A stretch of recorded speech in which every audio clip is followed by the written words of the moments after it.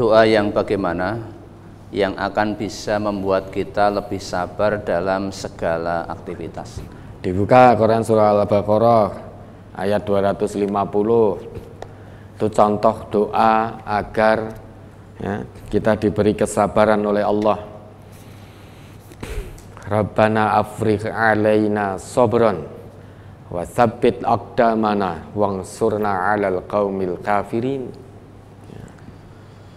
Surat Al-Baqarah ayat 250. Walamma barazu li Jalut wa junudihi qalu rabbana afrigh alaina sabran wa tsabbit aqdamana wansurna 'alal qaumil kafirin. Tatkala mereka nampak oleh Jalut dan tentaranya, mereka pun, yakni Talut dan tentaranya, berdoa, ya Tuhan kami, tuangkanlah kesabaran atas diri kami dan kokohkanlah pendirian kami dan tolonglah kami terhadap orang-orang kafir. Ya, mudah loh dipahami. Itu doa yang dicontohkan di dalam Al-Quran untuk kita mohon kesabaran agar dikaruniai oleh Allah kesabaran. Rabbana afrigh alaina sabran. Ya Allah, ya Tuhan kami, tuangkanlah, limpahkanlah kepada kami kesabaran. Wasabbit aqdamana, dan teguhkanlah pendirian kami dalam segala hal, dalam kesabaran ini. Wansurna 'alal qaumil kafirin, dan anugerahkanlah pertolonganmu, tolonglah kami atas orang-orang yang kafir.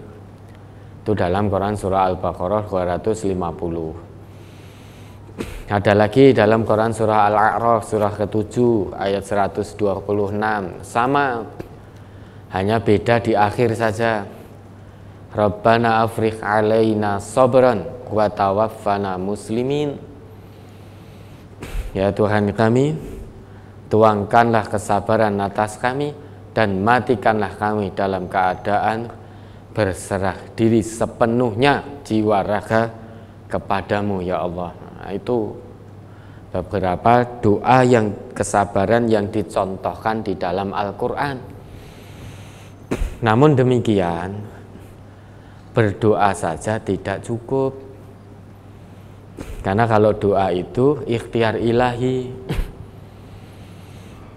Ikhtiar ilahi saja tidak cukup, harus dibarengi dengan ikhtiar insani.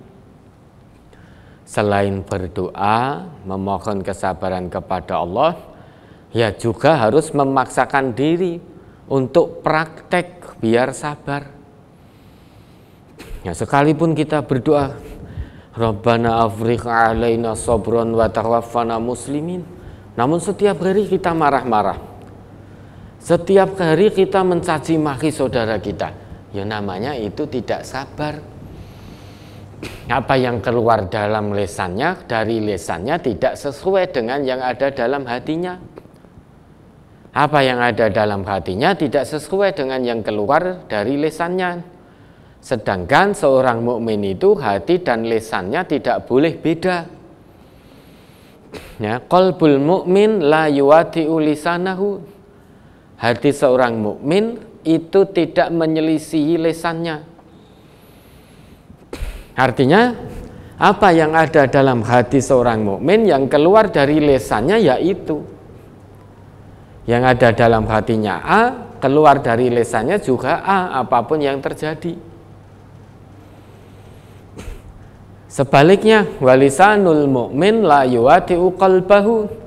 Lesan seorang mukmin tidak akan menyelisih hatinya. Kalau yang keluar dari lesannya B, nah, kalau dia orang yang beriman, hatinya tentu juga B. Nah, lisan kita terus terbasahi dengan doa-doa mohon kesabaran. Namun kita setiap hari mudah marah.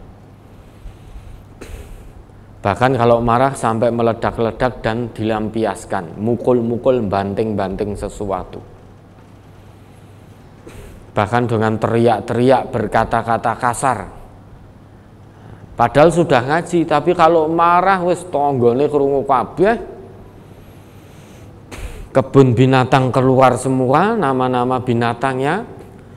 Sopir gerobak yo keluar. Padahal ndonga diberi kesabaran. Ada enggak Ustaz? Ada yang begini, orang ngaji juga di MTA juga. Marah pada istrinya, teriak-teriak kencang sekali sampai tetangganya kelihatan dan mohon maaf, nuwun sewu. Nama-nama hewan di kebun binatang keluar semua. Supir gerobak juga disebutnya. Ini ada, saya bukan ngarang, betul-betul ada. Padahal secara setiap hari lahiriahnya juga sholat. Padahal kalau dia ngaku beriman kepada Allah, perintahnya ya ayyuhalladzina amanu sta'inu bis-sabri was-shalah. Hei, orang-orang yang beriman, mintalah tolong pada Allah dengan yang namanya sabar dan sholat. Nah, kita diperintah oleh Allah minta tolong kepada Allah dengan dua hal ini, sabar dan sholat, sabar dan sholat. Mengapa sabar dulu baru kemudian sholat? Karena sholat itu kalau butuh berfungsi, fungsinya sebagai yang mana yang dikehendaki oleh Allah, tanha anil fasya wal mungkar, butuh kesabaran. Maka yang disebutkan oleh Allah sabar dulu baru kemudian sholat. Ista'inu bis-sabri was-shalah. Orang yang tidak sabar niscaya sholatnya tidak bisa berfungsi.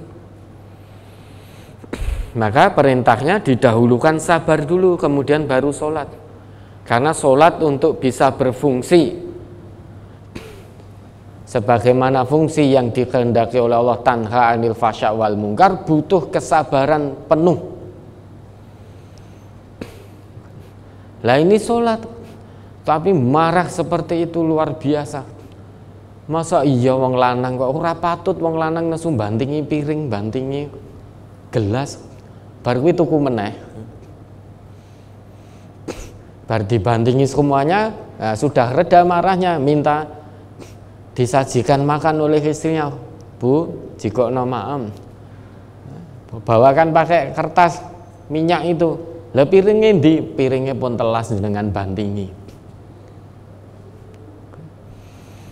Masa begitu ya sabar? Padahal senantiasa berdoa juga.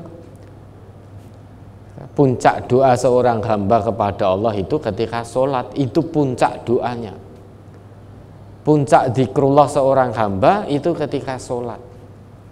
Lah lahiriahnya sholat tetapi ternyata baru sebatas penggugur kewajiban. Sholatnya yang an-nahyu anil fahsya wal mungkar belum bekerja dengan baik, belum berfungsi dengan baik.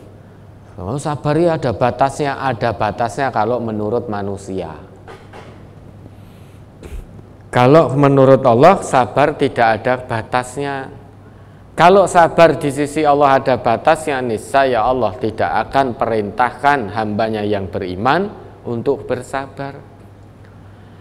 Ya, mudah-mudahan bisa dipahami. Itu diantara doa-doa mohon kesabaran. Namun sabar selain berdoa secara istiqomah juga harus dipraktekkan, berusaha praktek, paksa diri dulu. Awalnya terpaksa, lama-lama menjadi terbiasa.